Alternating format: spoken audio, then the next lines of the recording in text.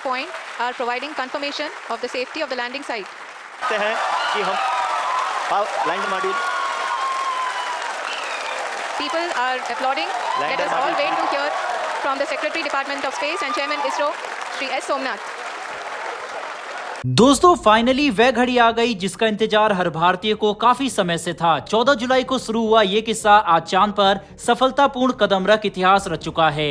जी हां दोस्तों, भारत का तीसरा मून मिशन यानी कि चंद्रयान 3 चांद की सतह पर 23 अगस्त यानी आज शाम 6:04 पर लैंड कर चुका है।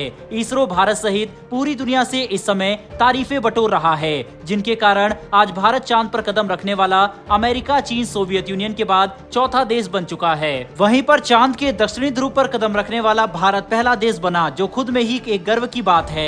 आज इसरो के कारण अंतरिक्ष के क्षेत्र में भी भारत ने अपना परचम लहरा दिया है। दोस्तों चंद्रयान 3 की सफलता के लिए पूरा देश दुआएं कर रहा था। अलग अलग मजहब के लोग आज सुबह से ही अपनी प्रार्थनाएं कर रहे थे। जहां एक तरफ अयोध्या में दिवाकर आचार्य महाराज ने चंद्रयान 3 की सफलता पूर्वक लैंडिंग के लिए हवन पूजा किया और देश के प्रधानमंत्री नरेंद्र मोदी और साथ ही साथ इसरो के प्रमुख को बधाई और शुभकामनाएं दी थी। वहीं इसी तरह लखनऊ के ऐशबाग ईदगाह स्थित जामा मस्जिद में जोहर की नमाज के बाद इस्लामिक सेंटर ऑफ इंडिया के अध्यक्ष एवं ईदगाह के इमाम मौलाना खालिद महली ने चंद्रयान 3 की सफल लैंडिंग के लिए दुआएं भी कराई थी और इस दुआओं में काफी तादाद में लोग शामिल हुए थे। और दोस्तों इन सब की दुआएं और प्रार्थनाएं ही रंग लाई है, जिसके चलते चंद्रयान 3 ने चांद की सतह पर सफलता पूर्वक लैंडिंग कर ली है। 42 दिन के सफर में चंद्रयान 3 ने काफी मुश्किलों का सामना किया, लेकिन हार न मानते हुए चंद्रयान 3 ने इतिहास रच ही दिया। हालांकि रूस के लूना 25 ने आकर चंद्रयान 3 की लाइमलाइट छीनने की कोशिश जरूर करी हो, लेकिन आज भारत पर खुद ब खुद लाइमलाइट की बौछार हो रही है। चीन से लेकर अमेरिका तक चंद्रयान 3 की खबरें चल रही है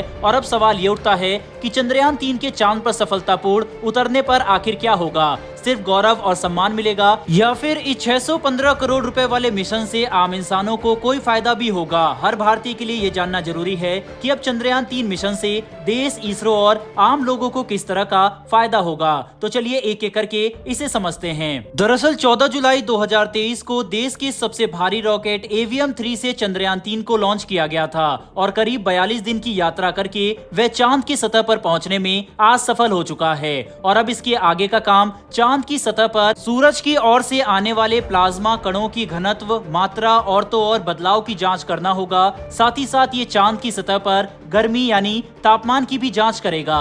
इसके अलावा जिस एरिया में इस समय चंद्रयान 3 लैंड हुआ है उस एरिया के आसपास भूकंपीय गतिविधियों को एनालाइज करेगा और चांद के डायनामिक को समझने का प्रयास करेगा। और तो और मेन मोटिव जो अब तक बताया गया था, यानी कि पानी की खोज करना, ताकि ये जान सके कि आने वाले समय में जब लोग वहां रहने जाएंगे तो उनके लिए सफिशिएंट पानी वहां मौजूद है या नहीं। आपको बता दें कि चंद्रयान 3 के लैंडर को वापस भारत आने के लिए जो फ्यूल चाहिए होगा उसके लिए भी वह पानी काफी ज्यादा जरूरी है, क्योंकि चांद पर पाए जाने वाले इस पानी को एज अ फ्यूल इस्तेमाल किया जाएगा। कुल मिलाकर देखा जाए तो विक्रम लैंडर और प्रज्ञान रोवर मिलकर चांद के वायुमंडल, साथ ही रसायन, भूकंप, खनिज आदि की जांच करेंगे। इससे इसरो समेत दुनिया भर के वैज्ञानिकों को भविष्य की स्टडी के लिए जानकारी मिलेगी और तो और रिसर्च करने में भी आसानी होगी। दोस्तों अगर बात की जाए लैंडिंग हुई कैसे, तो आपको बता दें विक्रम लैंडर ने 25 किलोमीटर की ऊंचाई से चांद पर उतरने की यात्रा शुरू की थी।